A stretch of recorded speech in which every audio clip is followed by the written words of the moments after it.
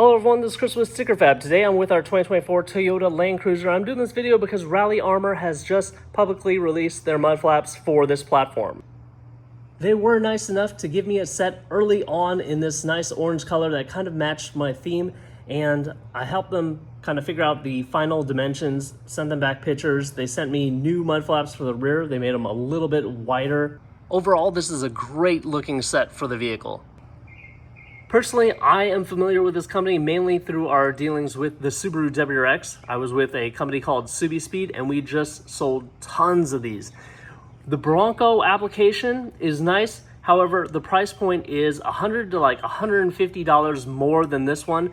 I do advise that you go look at my website and check out the pricing on these because it is competitive. I do like Rally Armor mud flaps because they've kind of figured out the perfect blend between having a mud flap that is enough weight to keep dirt and debris down, yet flexible enough to give way in case you actually hit something. The rest of the video goes through my installation of the initial prototype version. I did kind of shoot it really quick and on the fly, so if it is a little bit choppy, I do apologize. All right, so our vehicle was equipped with the factory mud flaps, so you can see that there's holes 1, 2, 3, 4, and then a fifth hanger that connects in the back, so that was removed as well. And then we replaced it with 1, 2, 3, 4 connection points up there.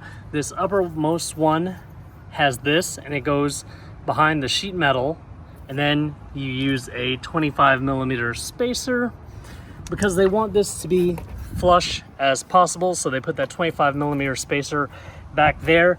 Now on the bottom one, and this could change, what they did is they had us use the same type of screw. It's actually about ½ inch shorter than this one. However, you get these fasteners right here, which look like normal fasteners, but this doesn't seem to go down any more than this. And actually you back it out. And what I did was just discard that part. And then you place this behind the mud flap and you drill this into it. And then if we look from the rear of the vehicle, it does make a nice perpendicular angle right there with the ground, and the mud flap goes parallel with the ground this way, which is the desired effect. And Rally Armor did want feedback on this because they really don't like it when it's canted in any direction. It just looks sloppy. One other thing real quick, because I had factory mud flaps, I had clips in this area and this area from the factory already. So if you don't have those, they are going to include something to screw into for those positions as well. So far in the back, as far as tools goes, I only needed a 10mm, and then you're going to want something that's 90mm and short from here to here to get in between your wheel and that, unless you really want to take it off. And because the factory bolts have Phillips heads, you could get away without the 12mm, but I would definitely pull it out, and you'll probably need it later for the front. I almost forgot to mention that there's one automotive fastener right here, and you'll probably need a screwdriver or some kind of automotive trim tool to pop that off. This is another automotive fastener that you're going to need to remove because this is where you're going to use this clip right here. All right, I'm doing this part the lazy baby way, and I'm pulling the carpet back and pulling this plastic back and inserting that little piece across this sheet metal. You can take off this bolt up here, and that'll probably provide you more slack to get behind there if you can't manage that without doing it.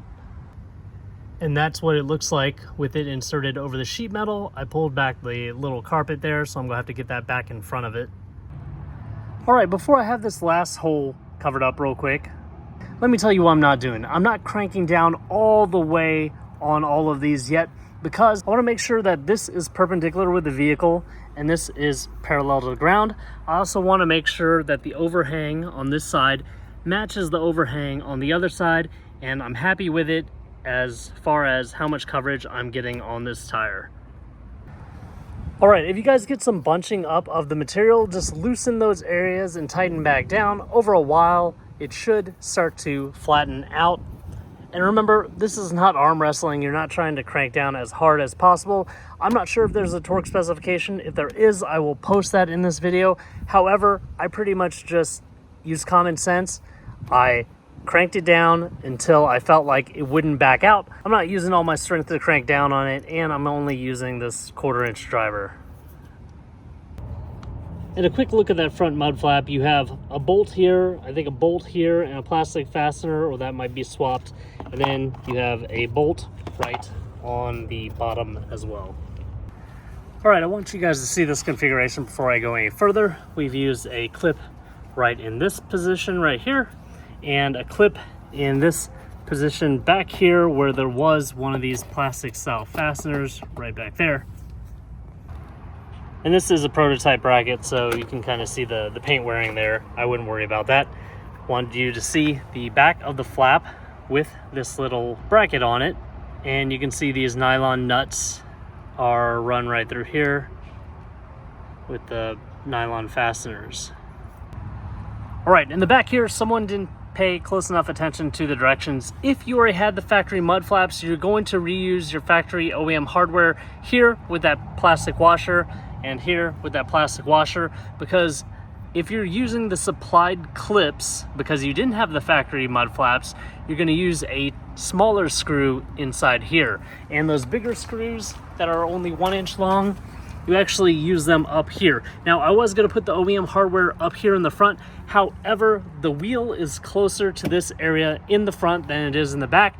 And these wheels turn, as in you turn left, you turn right. So you don't want them to scrub up against this. And this has more clearance with this rounded head than a factory bolt. All right, this first note goes for all of the corners of the vehicle. Don't go bat as crazy on these washers. These plastic washers can break. I think especially if it's cold, they can become a little bit more brittle.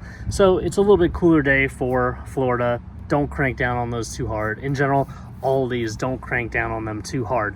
For the bracket and these nylon fittings, you might want to keep these loose until the very end, because if you start bolting some of this stuff in, these holes might not align very well with the current location of your bracket. So you want to be able to slide that bracket around so you can bolt all of these in, and then you can come back and tighten those up a little bit.